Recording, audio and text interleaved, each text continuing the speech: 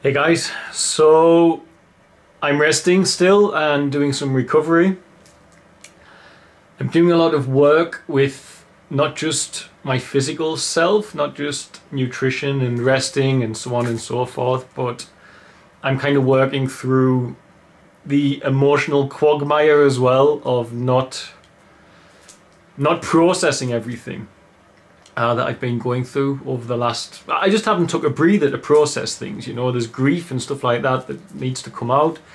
And if you don't pause and you just wake up every day and go, go, go, then of course these things sit heavily on you energetically and they can manifest as physical symptoms. I'm not saying that's what's happened to me. I'm actually going...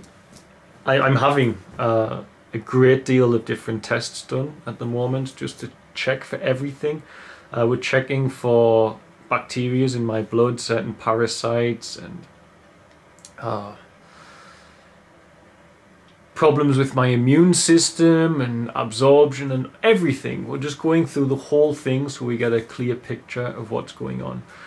At the end of the day, it's very clear to me that my body has just come down in its functioning because I've pushed it hard for so long without giving it a break. And that's quite simply what I've done. But at the same time, chance infections can rear their ugly head when you do that. So I have to get checked out with everything. The dramatic things we have no concern about because I have tested myself for... Obviously, I have a lot of HIV children in my care. So I've tested myself for all of those immediate dangers, and I always do when we are in Tanzania. I can test myself at home for these things, so that's not a concern. But testing bacteria in my blood and parasites and malabsorption and the functioning of my endocrine system and my glands, etc., is not something I can do, obviously, unless I was to somehow learn how to do iridology, which I am not about to do. I can't test that at home, so I'm having all that done at the moment. Feeling good for having a break. I actually got a little bit ill. You know, I was ill for a while before I flew back, and then I got ill from traveling. So I've had a pretty rough start to taking a break, which has forced me to rest, which is not so bad, I guess, because I've just been resting all this time. But I just wanted to give you all a little update on what's happening and where I am, and just tell you all the importance of processing things that you take on board. Meditation's a good way to process everything, it always is, but when you don't make enough time for it and you've constantly got this barrage of stuff going on in your life, which is pretty abnormal to you normally, such as sick persons and the responsibility of everything and the daily tasks, and then you need to make more time. You can't pour from an empty cup at the end of the day, is what it's all about. So I'm just filling up my cup. Lots of exciting stuff coming. I've got some new campaigns we're going to start, and I'm excited about them because this has to be the year. I can see this has to be the year that we get the houses done for Featherstail because we are so full at the moment, so congested. So I want to do one brick at a time campaign, and I think this might be the best way to approach it, where we ask everybody to contribute to a brick for the house, and we're going to aim to get, if we can just get 5,000 bricks at $20 each, we'll have the new big house built for the special needs children. And that means I can cut the waiting list off and we can start accepting children from other regions, which is starting to happen because the government are working so closely with us and facilities like ours don't exist yet in Tanzania.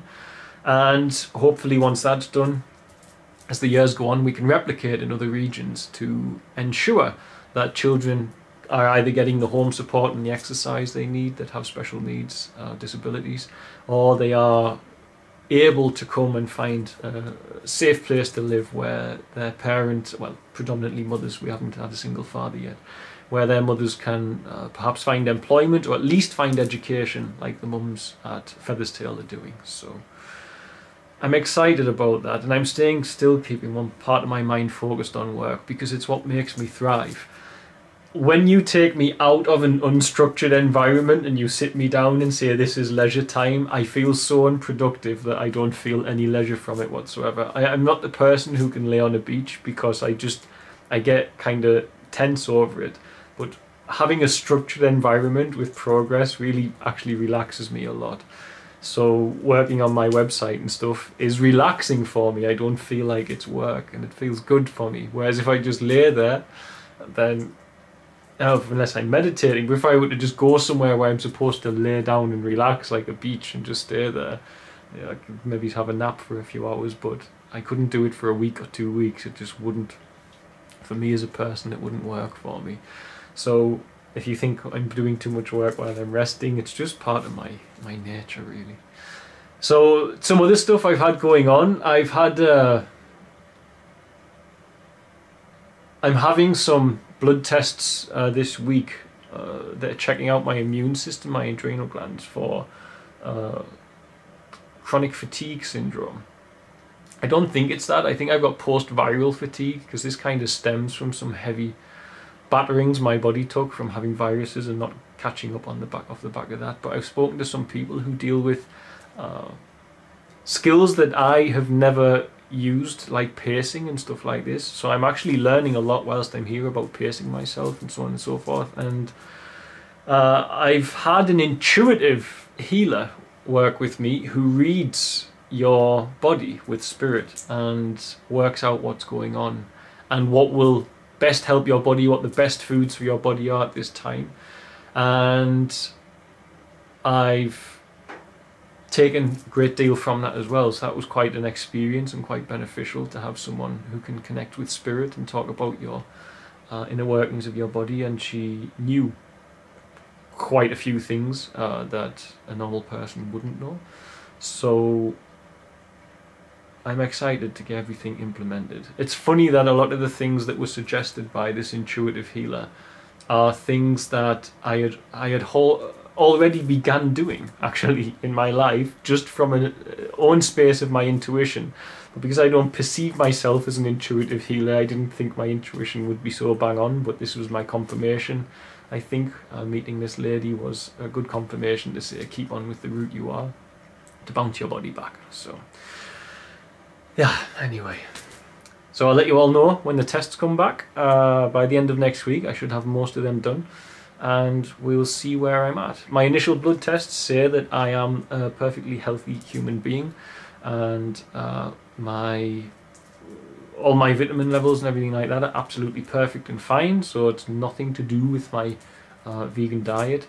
There are possibilities that sometimes the levels in your blood are not a true representation of the levels of vitamins in your body. Remember, a vitamin's a living thing that goes with other things inside your body. So it could be that certain organs are not getting what they need because of malabsorption, things like this, due to perhaps parasites, but we'll see as all of these tests are done. So that was just an update on that, really, guys, and to say thank you to everyone with the Patreon. I couldn't be here again without the Patreon. It costs money to fly, and I have a wife as well, as you know, so 2 people flying from Africa to Europe is not cheap, as you can imagine. I'm staying at my parents'. They are not around. They are at the other side of the country where my father works, so I've got somewhere to stay and relax and be together with my wife, which isn't costing us anything, but the flights cost us money, and some of the medical tests are costing us money as well, because I just can't get in with the free. I'm English, so I get NHS for free. I just can't get in with it unless I spend months and months in this country, and I can't spend months and months in this country. It's always go see that doctor first, and then they'll order a test, and so it doesn't really work.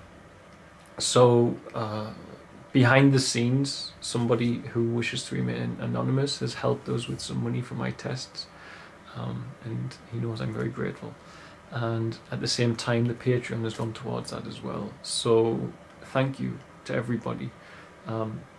It's a huge blessing that we have that. It's making everything possible at the moment. I'd still be stuck in Tanzania, confused about what was going on. At least I feel I'm making some progress. So little update, thank you, and I'm going to record another video just now as well. So God bless, guys.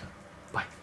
Thanks for watching. Don't forget to like, share and subscribe, as it really helps us to grow the channel, and with it help more children here in Tanzania. Also, don't forget you can support our work by sharing with children in crisis here. be it sharing for a particular need or even sharing one-on-one support for education, housing, food and medical care. It can be done for as little as the cost of a cup of coffee a week back in the West after all. Just visit www.sharetanzania.co.uk to find out more. Lastly, remember you can also support us via Patreon, www.patreon.com/featherstail, and help keep us here in Tanzania to continue our work. The links for the website and for the Patreon are in the description box of this video. Love and light, guys. See you soon.